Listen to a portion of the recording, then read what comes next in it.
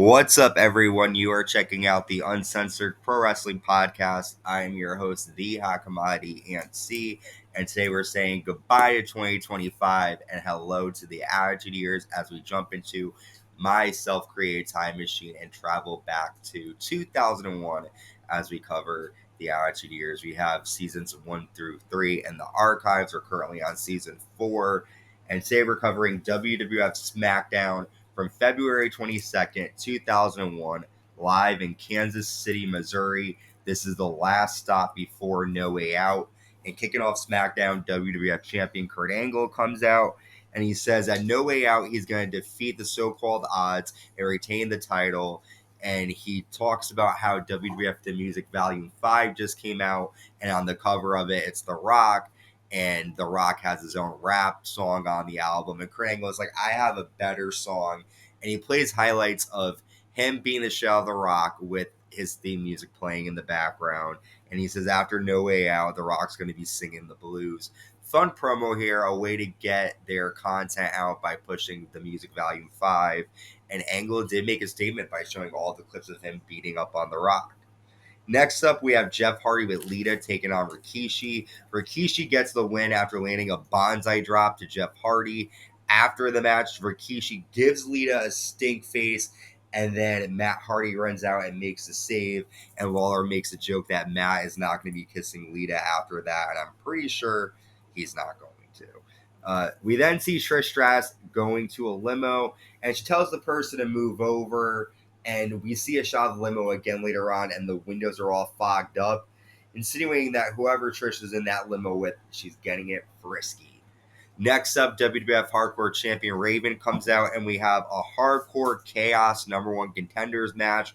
The Big Show ends up winning this match by chokeslamming K Quick, and we will see the Big Show take on Raven for the Hardcore title at No Way Out. After the match, the Big Show gives Raven a final cut onto a stop sign, and this might be it for Raven here.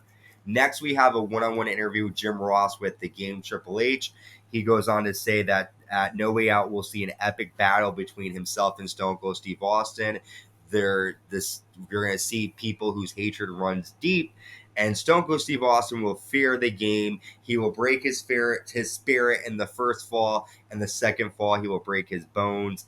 And he says that Stone Cold Steve Austin put his hands on my wife and gave her a stunner. I have to return the favor. And the game lays out Jim Ross with a pedigree. Stone Cold Steve Austin runs out, but the game leaves the ring. And again, these two men are finally going to get their hands on each other. But poor Jim Ross, man, getting a pedigree. He shouldn't even been in the ring with Triple H, but we'll see what happens at No Way Out. Next, we see X-Pac and the Intercontinental Champion Chris Jericho teaming up against Chris Benoit and Eddie Guerrero. Jericho lands a bulldog to Benoit, but then X-Pac kicks Jericho off the apron, allowing Benoit to apply the crossface. Benoit and Guerrero get the victory. After X-Pac and Just Incredible lay out Guerrero, Benoit, and Jericho, and X-Pac, Jericho, Benoit, and Guerrero all have a fatal four-way at No Way Out for the Intercontinental Championship, and X-Pac looks strong going into that. Next, we have the Women's Champion Ivory taking on the Cat. During the match, the Right to Censor come out after Cat rips off Ivory's shirt. King gets a chair from Richards, but Richards attacks King on the floor. The match is thrown out after the Right to Censor destroy King, and Richards lands a DDT to Jerry Lawler on a steel chair. We'll see Lawler and Steven Richards fight at No Way Out. Next up, European Champion Test defeats William Regal after Al Snow comes to ringside, and he's got pins for him wanting to be commissioner. He ends up hitting William Regal with head, and Test lands a big boot, and Test defeats William Regal here with some help from Al Snow. Moving on, the tag team champions, the Dudley Boys, come out with a table and they leave it at ringside and they spray paint the words No Way Out on it. And we're going to see the Brothers of Destruction versus the Dudleys versus Edge and Christian at No Way Out in a tables match.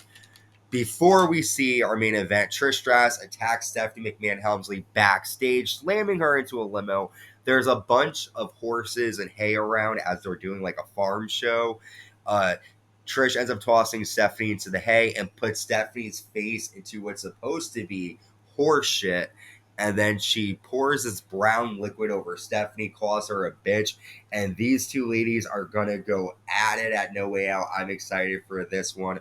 I remember being a kid and seeing the build, and I was amped. Our main event now, we have Edge and Christian and the WWF Champion Kurt Angle. They defeat the team of The Rock, Undertaker, and Kane. After the Dudleys bring out the table to the ring, Angle lands an Olympic slam to The Rock through the table to get the pinfall victory on his opponent at No Way Out. After Angle applies an ankle lock to The Rock, telling him that he will break his fucking ankle, and The Rock looks to be in trouble at No Way Out here. Kurt Angle dominant to end SmackDown. Good show here. It got us excited for the pay-per-view coming up. We're on the road to WrestleMania 17, so the storylines are going to continue to pick up and pick up. 2001 is a great year for WWE, and if you like what you're hearing, leave a comment, subscribe, hit the notification bell, and let us know what you think about this episode of SmackDown. We have right now 1,009 subscribers, so keep that going. And until next time, stay safe and stay uncensored.